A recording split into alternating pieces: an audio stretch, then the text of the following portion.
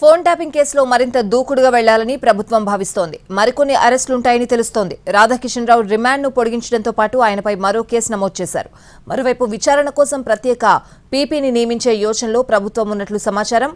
Phone tapping కేసుని take up చేయాలని high court న్యాయవాది ఈడీకి ఫిర్యాదు చేశారు. ఫోన్ ట్యాపింగ్ కేసులో విచారణ వేగవంతమైంది. రాధాకిషన్ రావు రిమాండ్ను కోర్టు పొడిగించింది. వారం రోజుల కస్టడీ నేటితో ముగియనుండటంతో పోలీసులు ఆయన్ను నాంపల్లి కోర్టులో హాజరుపరిచారు. విచారణ చేపట్టిన న్యాయస్థానం ఈ నెల 12 వరకు రిమాండ్ను పొడిగించింది. జైలులో లైబ్రరీకి వెళ్లేందుకు అనుమతించడం లేదని రాధాకిషన్ రావు కోర్టు దృష్టికి తీసుకెళ్లారు. జైలు సూపరింటెండెంట్ను సైతం కలవనీయటం లేదని తెలిపారు. దీంతో పోలీసులను న్యాయమూర్తి పిలిపించి ప్రశ్నించారు. లైబ్రరీలోకి అనుమతించడంతో పాటు సూపరింటెండెంట్ను కలిసేందుకు అవకాశం కల్పిస్తున్నట్టు ఆదేశాలు జారీ చేశారు. అంతకుముందు గాంధీ ఆసుపత్రిలో రాధాకిషన్ రావుకు వైద్య పరీక్షలు నిర్వహించారు. కోర్టు రిమాండ్ విధించిన అనంతరం చెంచల్గూడ జైలుకు తరలించారు.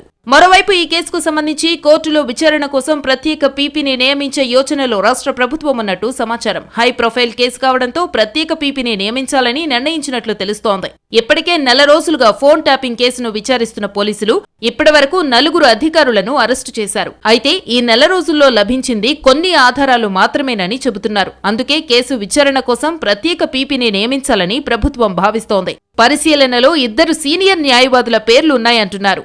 టాస్క్ ఫోర్స్ మాజీ డీసీపీ రాధాకిషన్ రావుపై మరో కేసు నమోదైంది. తనను కిడ్నాప్ చేసి 50 లక్షల రూపాయలు తీసుకున్నాడని ఒక వ్యక్తి ఫిర్యాదు చేశాడు. దాంతో కేసు నమోదు చేసిన జూబ్లీహిల్స్ పోలీసులు రాధాకిషన్ రావుతో పాటు మరో 2 ఇన్స్పెక్టర్ల పాత్రపైన ఆరా తీస్తున్నారు. ఫోన్ ట్యాపింగ్ కేసులో మరో కీలక పరిణామం చోటు చేసుకుంది. ఫోన్ ట్యాపింగ్ కేసుపై హైకోర్టు సీనియర్ న్యాయవాది ఈడీకి ఫిర్యాదు చేశారు.